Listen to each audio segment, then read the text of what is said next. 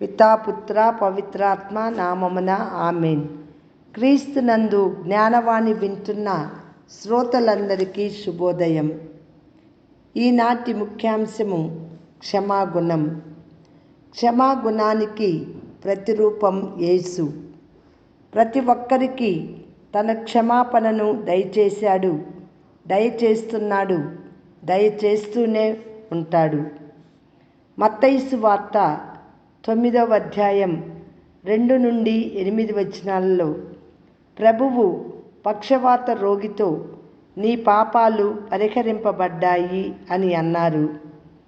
యోహాను సువార్త 8వ అధ్యాయము 3 నుండి 11 వచనాలలో వ్యభిచారంలో పట్టుబడ్డ స్త్రీతో నేను నిన్ను శిక్షించను, వెళ్ళు, ఇక పాపము చేయకుము అన్నారు. మత్తయి సువార్త 18వ అధ్యాయము 22వ వచనము సోదరుని తప్పిదాలు 7 సార్లు క్షమిస్తే సరిపోతుందా అని పేతురు ప్రశ్నిస్తే 7 కాదు 770 సార్లు అని పలికి క్షమకు అవధులు లేవు అని తెలిపారు. లూకా సువార్త 6వ అధ్యాయము 28వ వచనములు పరులను క్షమిస్తే మీరు క్షమాపణ పొందుతారు అన్నారు. లూకా సువార్త 23వ అధ్యాయము 34వ వచనము సిలువపై వ్రేలాడుతూ తండ్రి, వీరు చేయునది వీరెరుగరు, వీరును క్షమించు అని ప్రార్థించారు. క్షమాపణ కోరడాన్ని మనం చాలాసార్లు నామోషిగా భావిస్తాం. కనిపించని భగవంతుణ్ణి అవలీలగా క్షమాపణ అర్థిస్తాం. కానీ మన చుట్టుప్రక్కనే ఉండి కన్నవారు, తోబుట్టువులు, పనివారు, నిత్యం మన ఎదుగుదలలో శ్రమిస్తున్న వ్యక్తులలో మాత్రం దైవాన్ని గుర్తించం, క్షమాపణ అర్థించం. పలుసార్లు వారి మీద సర్వ హక్కులు మనకే ఉన్నాయన్నట్లుగా ప్రవర్తిస్తుంటాం. అయితే దైవము నుండి మన తప్పిదాలకు ప్రతిఫలం లభించాలి అంటే తప్పక తోటివారి నుండి క్షమాపణ పొందవలసిందే అని మరవకూడదు. లూకా సువార్త 11వ అధ్యాయం 4వ వచనంలో పరలోక ప్రార్థనలో మా దోషాలను మన్నించు, మేము పరుల దోషాలను మన్నిస్తున్నాము అని పలుకుతాము. మత్తయి సువార్త 5వ అధ్యాయం 23-24 వచనాలు అంతకన్నా మిన్నగా దైవము నుండి క్షమాపణ పొందే అర్హత మనకు ఉండదని అర్థమవుతుంది.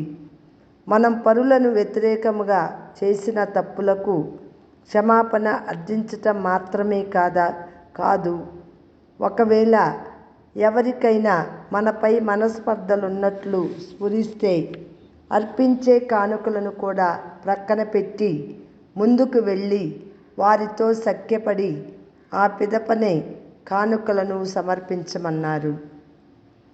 దివ్యబలి పూజ పాపక్షమాపణను దయచేస్తుంది. మన ఏమిలేనితనాన్ని గుర్తించేలా చేస్తుంది. మన బలహీనతలను తొలగిస్తుంది. మనలో నూతనోత్సాహాన్ని నింపుతుంది. మనలను పవిత్రులుగా మలుస్తుంది. మనకు ఆధ్యాత్మికంగా బలం చేకూరుస్తుంది. ఆయన శరీర రక్తాలను స్వీకరించే మనందరినీ ఒకే కుటుంబముగా ఆయన శరీరంలోని అవయవాలుగా నిలుపుతుంది. అలా ఒకే కుటుంబముగా, ఒకే సంఘముగా, ఒకే శరీరముగా మారిన సభ్యులలో ఏ ఒక్కరికి ఆపద సంభవించినా, ఏ ఒక్కరు ఇబ్బందులలో చిక్కుకున్నా మనలను ప్రేరేపించి వారికి అండగా నిలిచేలా చేస్తుంది. మత్తయి సువార్త 25వ అధ్యాయము 40-34 వచనాలు మీకై సిద్ధమైన రాజ్యమును చేకొనుడు అన్న ప్రభుని సందేశాన్ని అందుకునేలా ప్రేరేపిస్తుంది. మన్నింపును కోరడంలో తగ్గింపుతనం ఉంది. మన్నించడంలో గొప్ప గుణం ఉంది. తనను తాను తగ్గించుకున్నవాడే హెచ్చింపబడతాడు. ప్రార్థన, క్షమాగుణం మనం అలవర్చుకున్నప్పుడు తప్పకుండా మనలను మనం తగ్గించుకుంటాం. దైవాన్ని, ఇతరులను గౌరవిస్తాం. సమాజంలో అసమానతలను తొలగిస్తూ సమానత్వం కొరకు శ్రమిస్తాం. క్షమించు అని నిండు మనసుతో ఎప్పుడైతే దైవాన్ని, తోటి వారిని అర్థిస్తామో అప్పుడే మనలోని గర్వం, అహంకారం, దురాశ, స్వార్థం, అసూయ తొలగిపోతాయి.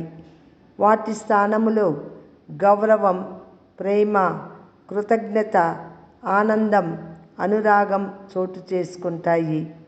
ఈ తపస్కాలంలో ముఖ్యంగా క్షమాపణ అనే ఈ గొప్ప సుగుణంపై ధ్యానిద్దాం. మనం పరుల తప్పిదాలను క్షమిస్తూ దైవము నుండి మన తప్పిదాలకు క్షమాపణను పొందుతూ ఆయన ప్రియ బిడ్డలుగా మారుదాం. ఆత్మ పరిశీలన.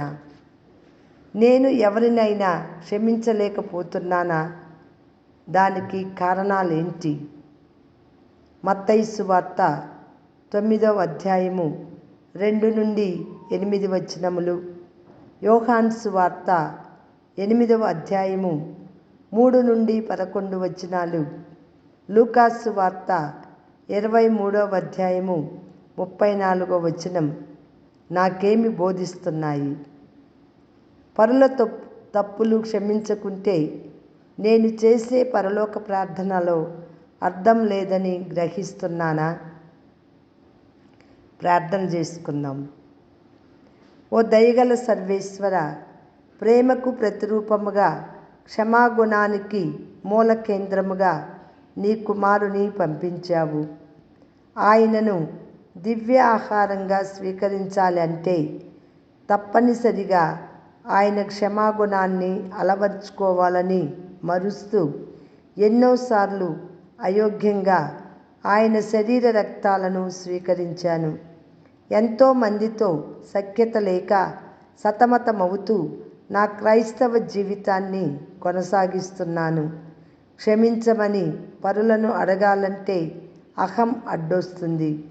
నాలోని ఈ అహంకారాన్ని తొలగించి ప్రతి ఒక్కరితో సఖ్యపడేలా జీవించమని నీ కుమారుని దివ్య భోజనాన్ని భక్తితో, యోగ్యతతో స్వీకరించేలా ఆశీర్వదించమని మనవి చేయుచున్నాను స్వామి.